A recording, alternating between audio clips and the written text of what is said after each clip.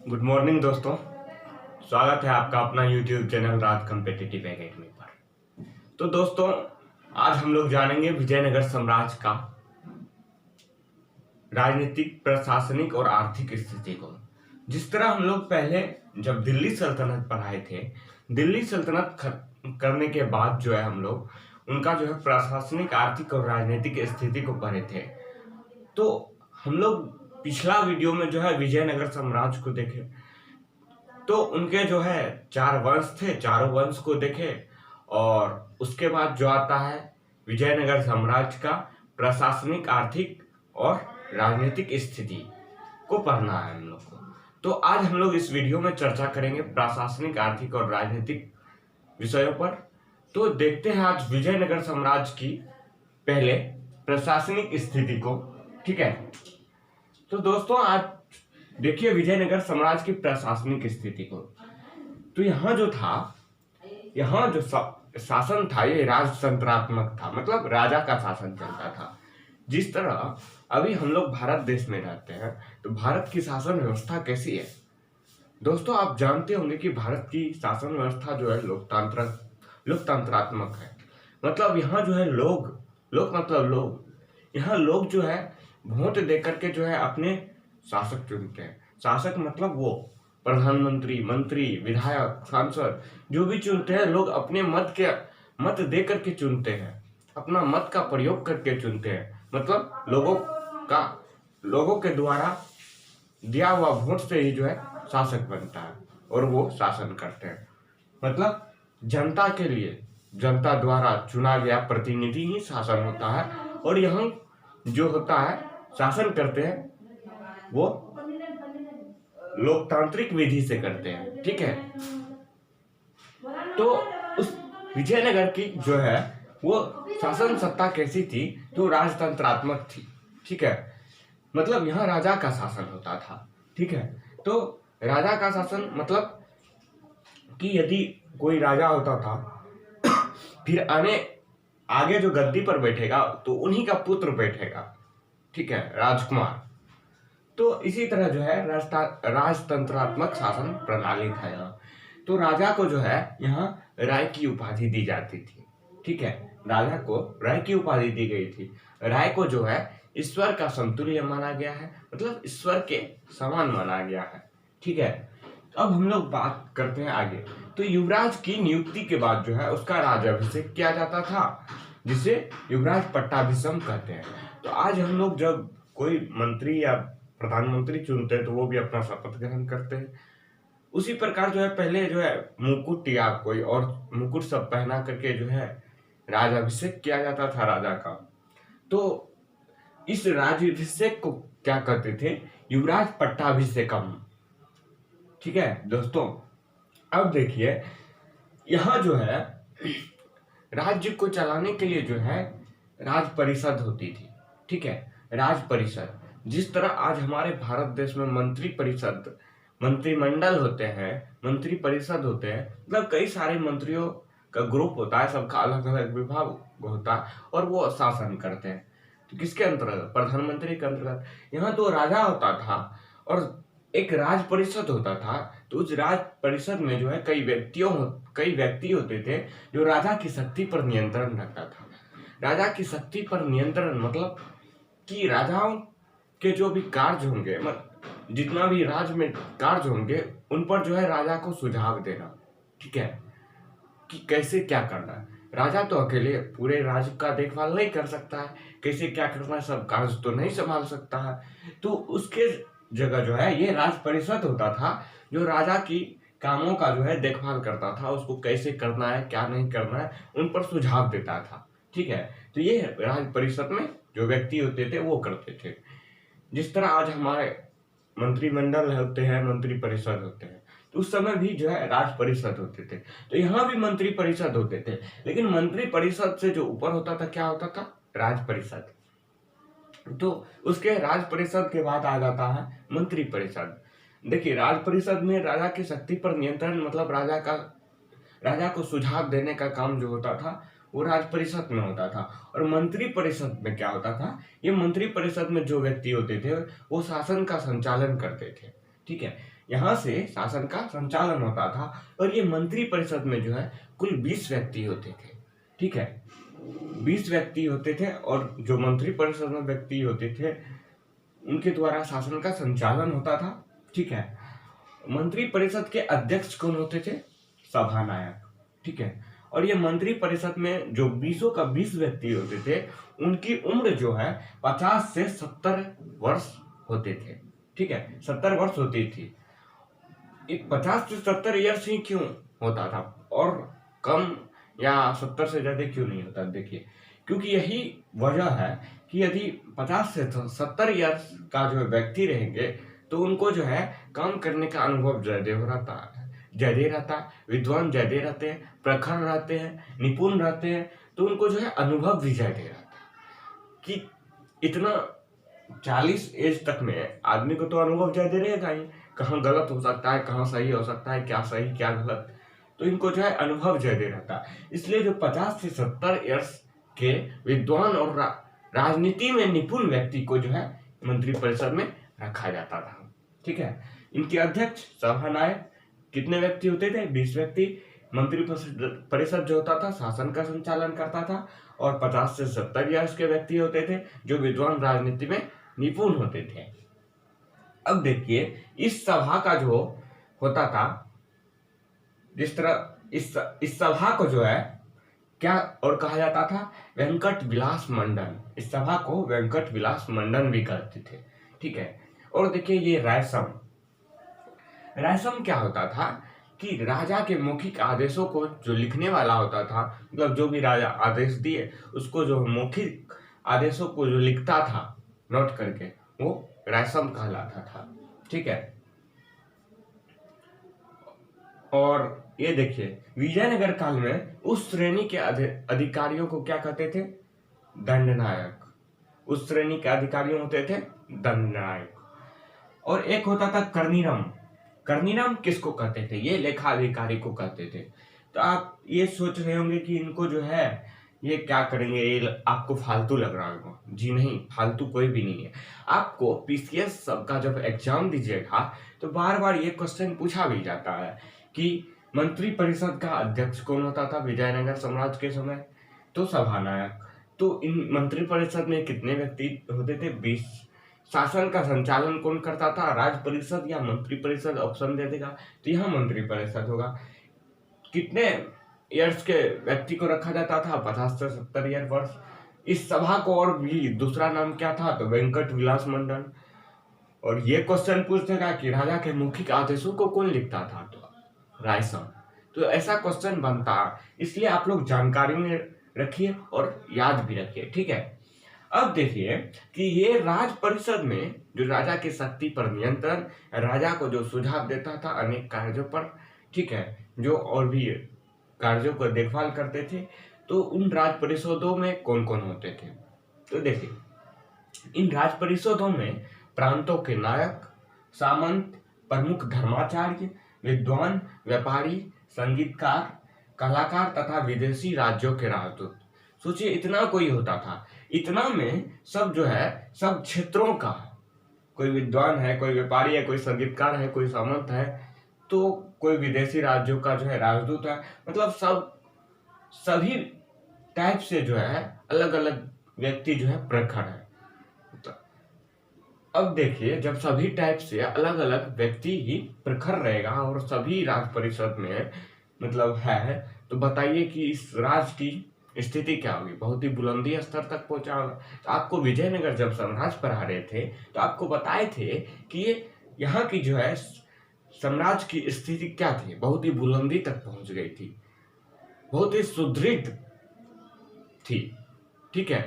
तो ये इससे पहले आप लोग को विजयनगर साम्राज्य से जो पहले पढ़ा रहे थे दिल्ली सल्तनत में, तो वहाँ राजा ही शासन करता था। राजा जो है अपने अनुसार सब कुछ करता था।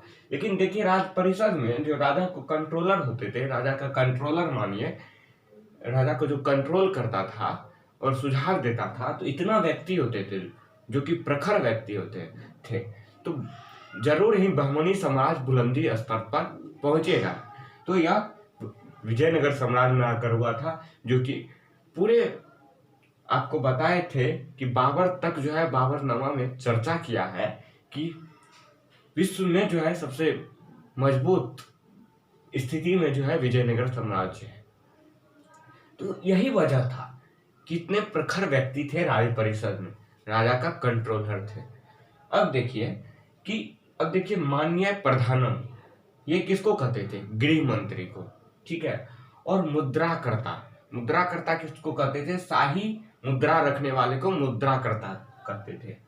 अब हम लोग आगे देख रहे हैं दंड को, ठीक है। देखिए आप दंड को प्रकार देखिए कि यहाँ जो है 4 तरह से दंड दिए जाते थे, ठीक है। कौन कौन से? पहला दंड जुर्माना के रूप में, ठीक है। ये जुर्माना के रूप में मतलब जो छोटा मोटा गलती करता था तो जुर्माना लगा दिया जाता था और छोड़ दिया जाता था, ठीक है। तो ये जुर्माना के रूप में देता था और ये सबसे छोटा मतलब हो गया दंड। उसके बाद देखिए एक मृत्यु, यो जो है यह जो है सबसे बड़ा दंड होता था, जिनको मृत्यु दे दिया जाता था।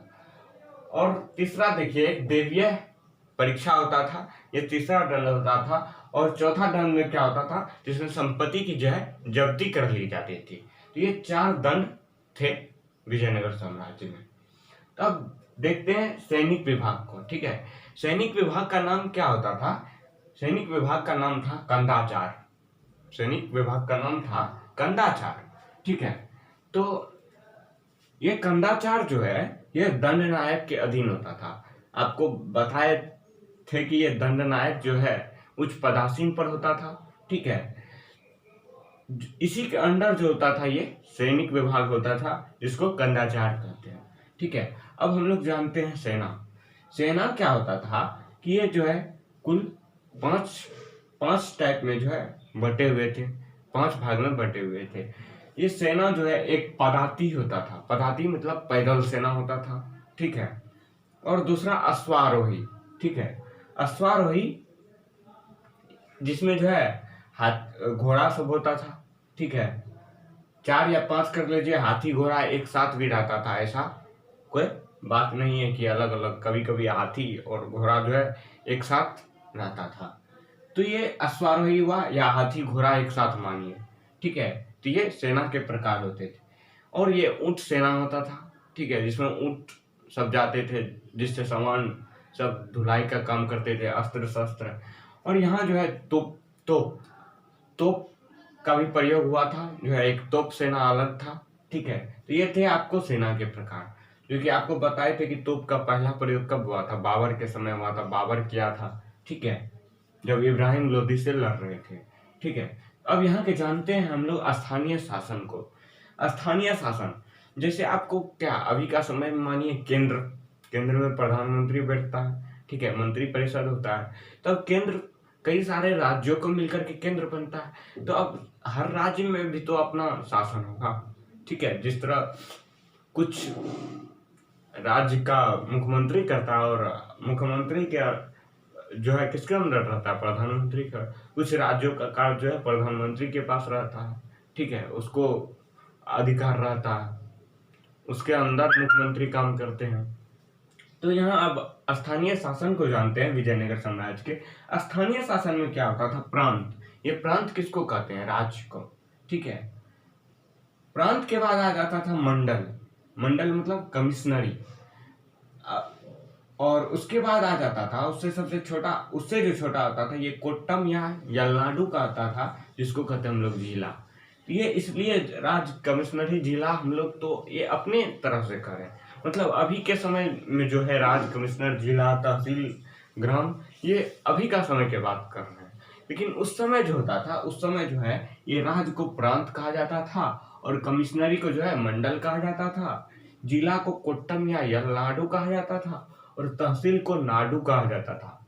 और ये मेला ग्राम किसको कहता था? 50 ग्रामों को मिलने से जो है मेला ग्राम होता था और ग्राम जो है उर कहलाता था उस समय। अभी के समय में गांव या ग्राम कहलाता है, लेकिन उस समय जो है उर कहलाता था। इस तरह से जो है सबसे बड़ी इकाई कौन होता था? राज्य होता था, मतलब प्रांत होता था। ये अभी का बात है, उस समय का बड़ी इकाई प्रांत होता था और सबसे छोटी इकाई जो है उर होता था, ठीक है। तो इस प्रकार स्थानीय स्वशासन था। और ये राज्य जो होते थे, जो प्रांत होते थे, यहाँ इसका देख रेख कौन करता था प्रांत का? तो इसका देख रेख राजकुमार या राजकुमारी करते थे, ठीक है। यहाँ का जो गवर्नर होते थे, यही राजकुमार या राजकुमारी यहाँ का गवर्नर होते थे, ठीक है। और ये गवर्नर जो है स्वतंत्र रूप से काम करते थे। आपको बताया कि विजयनगर में जो है अधिक स्वतंत्रता मिली हुई थी। इससे पहले आप लोग को जो बता रहे थे, मतलब जब दिल्ली सल्तनत पर हारे थे तो उस समय स्वतंत्रता नहीं मिली हुई थी, मतलब सबको राजा के अधीन काम करना होता था। लेकिन यहाँ जो है गवर्नर भी जो होते थे, प्रांत के जो होते थे, प्रांतों को देखभाल करने वाले राजकुमार, वो भी स्वतंत्र रूप से काम करते थे। इसलिए जो है अपनी मन मर्जी से करते थे और जो है मतलब राज्यों और प्रांत को जो है और भी सुसंगठित करते थे, मतलब और भी जो है उसका विकास करते थे। इनको कोई रोक टोक नहीं था, ये स्वतंत्र रूप से काम करते थे। तो यहाँ जो है राजकुमार या राजकुमारी गवर्नर होते थे। तो इनका काम क्या होता है, देखिए, ये सिक्कों को जो है प्रसारित करने का भी काम करते थे और नया कर लगाने, पुराने कर को समाप्त करने, ठीक है, ये सब इनका कार्य था। और भूमि दान देने, किसको भूमि दान देना है, क्या लेना है, तो ये सब काम किसका होता था? गवर्नर का काम होता था, ठीक है। तो ये आपको तो बता दिए, सबसे बड़ी इकाई प्रांत और सबसे छोटी इकाई उर हुआ स्थानीय स्वशासन में। तो ये दंड के प्रकार हो गया। अब हम लोग आगे देख रहे हैं। विजयनगर साम्राज्य में जो है प्रांतीय शासन व्यवस्था में जो है नायकर व्यवस्था होती थी। यहाँ का महत्वपूर्ण अंग थी नायकर व्यवस्था, ठीक है। तो ये नायकर व्यवस्था जानते हैं क्या होता है, ठीक है। तो ये नायकर व्यवस्था पहले ये जान लीजिए कि प्रसिद्ध कहाँ थी, कि तमिलनाडु क्षेत्र में जो है ये बहुत ज्यादा प्रचलित थी नायकर व्यवस्था। तो अब नायकर व्यवस्था को जानते हैं। ये नायकर व्यवस्था के जो नायक होते थे, ये भू सामंत होते थे। नायक होते थे नायकर व्यवस्था में, जिसको भू सामंत कहते हैं। ये नायक कौन होते थे? भू सामंत होते थे। किसको नायक कहते थे? भू सामंत को। भू सामंत को, जिन्हें वेतन के बदले अथवा अधीनस्थ सेना के रखरखाव के लिए जो है विशेष भूखंड दिया जाता था, जिसको अमरन कहते थे, ठीक है। अमरन प्रदान की जाती थी किसको? भू सामंत को, ठीक है। और इस अमरन की जो देखभाल करता था, कौन करता था? अमर नायक करता था, ठीक है। तो ये वेतन के बदले, मतलब पहले आप लोग को बताए थे कि जब राज में जो है राजकोष नहीं होता था, ठीक है, कैश नहीं होता था, तो उनके बदले जो है जितने भी मतलब राजा के अधीन काम करते थे या उनके जो मंत्रिमंडल होते थे और भी जो व्यक्ति होते थे, उनको जो है क्या दिया जाता था? भूमि दान दिया जाता था, भूखंड दान दिया जाता था। तो उसी भूखंड को जो है अमरम कहते हैं, वही प्रदान की जाती थी वेतन के बदले, मतलब अधीनस्थ सेना के रख रखाव के लिए। तो ये भूसामंत काम क्या करते थे कि ये अधीनस्थ सेना का रख रखाव करते थे, ठीक है। राजा के अधीन जितना सेना था उनका रख रखाव, खर्चा पानी चलाना ये करते थे। तो फिर जो है इन्हें अमरम प्रदान की जाती थी यदि राजा उनको कैश नहीं देते थे। तो इसी अमरन का देखभाल कौन करते थे? अमर नायक, ठीक है। ये अमर नायक जब जिसको मतलब भूमि प्रदान करते थे, तो ये उनको जो है कुछ भाग केंद्रीय खजाने में जमा करना होता था और कुछ राजा की सहायता के लिए सेना को, ठीक है। अब आगे हम लोग देखते हैं ब्रह्मदेव ग्रामों। ये ब्रह्मदेव ग्रामों क्या होता था? ब्राह्मण को दान में दी गई भूमि होता था। ब्राह्मण को जो भूमि दी जाती थी वो ब्रह्मदेव ग्राम कहलाता था। और इस भूमि को एक नाम से जानते हम लोग, चतुर्वेदी मंगलम। इस भूमि का नाम था चतुर्वेदी मंगलम। अब जानते हैं कि यहाँ जो है आपका जो है प्रशासनिक स्थिति खत्म हो गया है, ठीक है। अब हम लोग विजयनगर साम्राज्य की आर्थिक स्थिति को देखते हैं। तो देखिए यहाँ की आर्थिक स्थिति कैसी थी? नगर साम्राज्य की अर्थव्यवस्था कैसी थी? कृषि प्रधान थी, ठीक है। तो यहाँ की जब कृषि प्रधान थी तो लगान कृषि पे अधिक रहेगा, ठीक है। तो यहाँ की लगान की व्यवस्था कैसी थी? तो हम लोग जानते हैं यहाँ जो लगान लगता था ये भूमि की उत्पादकता पर निर्भर करता था। सबसे अच्छी बात है कि जिस प्रकार जिसका भूमि जो है जिसका उत्पादन होगा उस प्रकार से उनको टैक्स लगेगा, उस प्रकार से उसको लगान लगेगा। अच्छी बात है विजयनगर साम्राज्य की। तो यहाँ जो लगान लगता था ये भूमि की उत्पादकता के आधार पर लगता था, ठीक है। लगान का निर्धारण भूमि के उत्पादन के अनुसार क्या किया गया था तय। और उसके अलावा जो है कौन कौन से कर लगते थे? संपत्ति कर, व्यापारिक कर, उद्योग कर, सामाजिक एवं सामुदायिक कर एवं अर्थदंड आदि। तो ये सामाजिक कर के ही जो है थ्रू आपको जो विवाह कर बता रहे थे, तो विवाह कर भी जो है यही सामाजिक एवं सामाजिक कर के अंतर्गत लगता था, जो कि आपको बताए थे कि इसी समय विजयनगर साम्राज्य के समय ही जो है राजा कृष्णदेव राय आकर के जो है विवाह कर को पूरी तरह समाप्त कर देते हैं। ठीक है, तो अब आगे हम लोग देखते हैं कि ये जो कर लगता था, तो किसको कितना कर लगता था उसको हम लोग जानते हैं। भू राजस्व की दरें जो है समान नहीं होती थी, मतलब जो भी भूमि दिया गया था तो उन पे जो है ब्राह्मणों को जो है कर कैसे लगता था? 1/20 भाग लगता था, और मंदिरों पर जो है 1/30 भाग लगता था, और वैसे सामान्यतः भू राजस्व जो है 1/6 भाग लगता था। ठीक है, तो ये भू राजस्व पर ब्राह्मणों को 1/20, मंदिर पर 1/30 और सामान्यतः भू राजस्व जो है 1/6 लगता था। तो ये देख रहे हैं कि जो भी भूमि दिया जाता था उन पे जो कर लगता था तो वो सबसे जो है अलग अलग तरीकों से लिया जाता था। ठीक है, जो कि सामान्यतः माना जाता है कि 1/6 भाग कर लगता था। और विवाह कर के बारे में बात करें तो ये वर और वधु दोनों पक्ष से जो है विवाह कर लिया जाता था।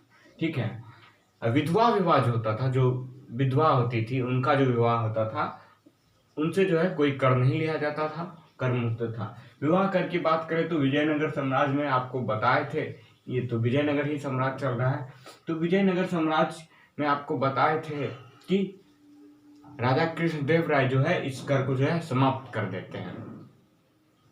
तो अब आगे बात आती है शिष्ट की। देखिए ये शिष्ट क्या होता था? ये शिष्ट जो है राज्य की आय का प्रमुख स्रोत शिष्ट होता था। ठीक है, अब हम बात करते हैं सिक्कों की। तो ये बात करते हैं सिक्कों के, तो ये देखिए स्वर्ण सिक्का।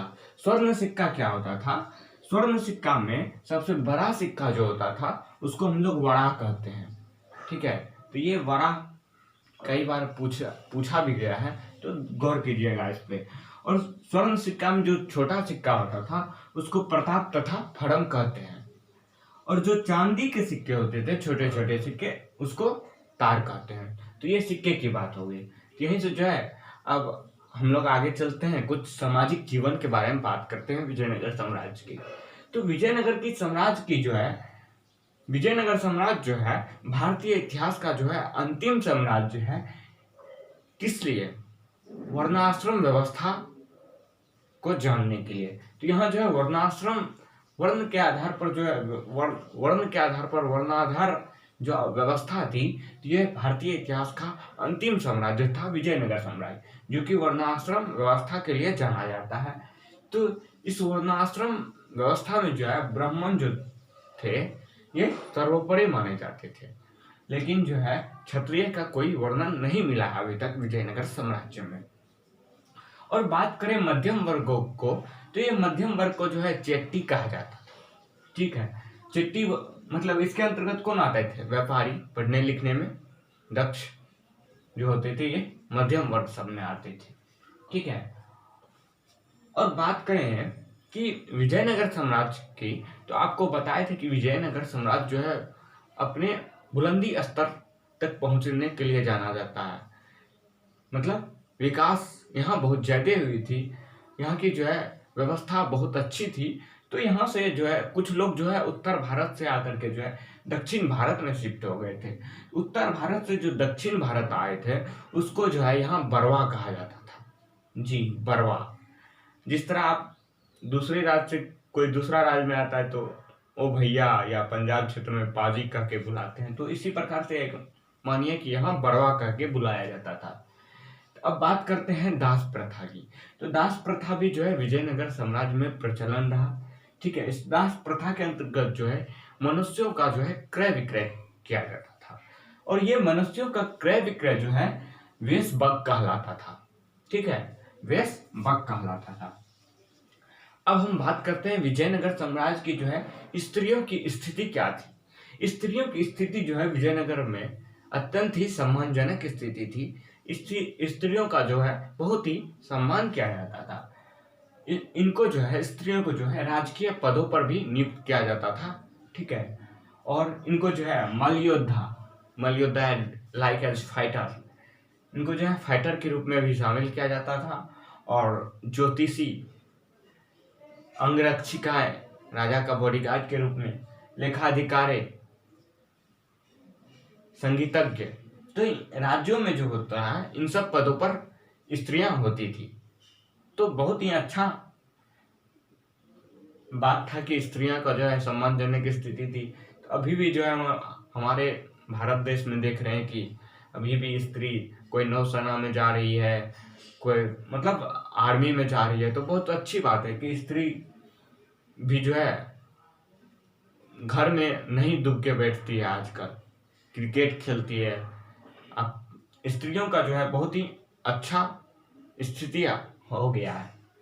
अब और भी बात करते हैं कि अब विजयनगर साम्राज्य में ये भी प्रचलन में था गणिका और वेश्या। गणिका और वेश्या को भी जो है कर लगता था, ठीक है। और यहाँ क्या क्या प्रचलन रहा, और बाल विवाह का जो है प्रचलन था। दहेज प्रथा का तो अत्यंत बहुत ज्यादा ही प्रचलन था विजयनगर साम्राज्य के समय।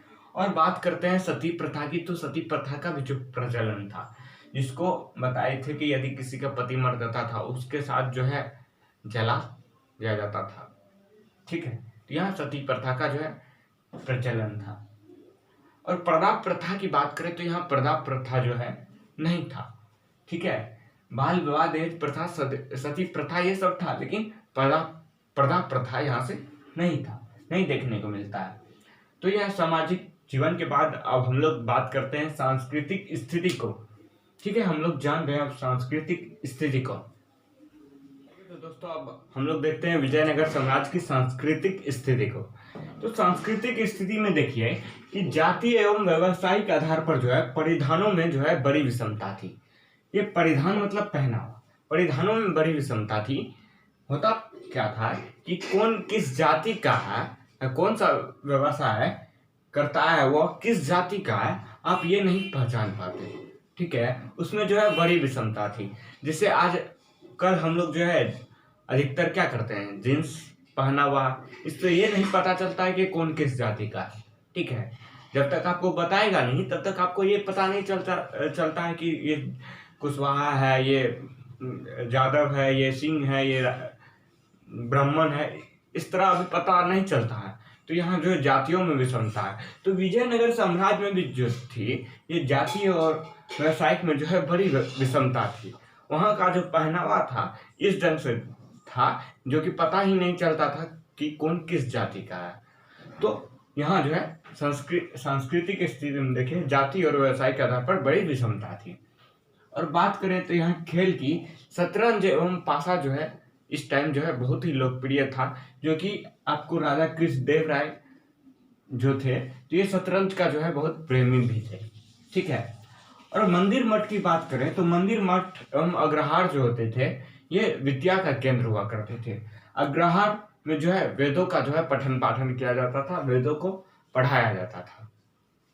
तो अब इसी तरह हम लोग अब आगे देखते हैं कि सांस्कृतिक स्थिति में कि कुछ लेखक और रचना की बात कर लेते हैं कि कौन सा लेखक जो है किस किस ग्रंथ का रचना किए थे। वो आपको जो है इस साम्राज्य की, विजयनगर साम्राज्य की जो है एक जगह एकत्रित कर दिए हैं ताकि आप लोग को जो है प्रॉब्लम ना हो।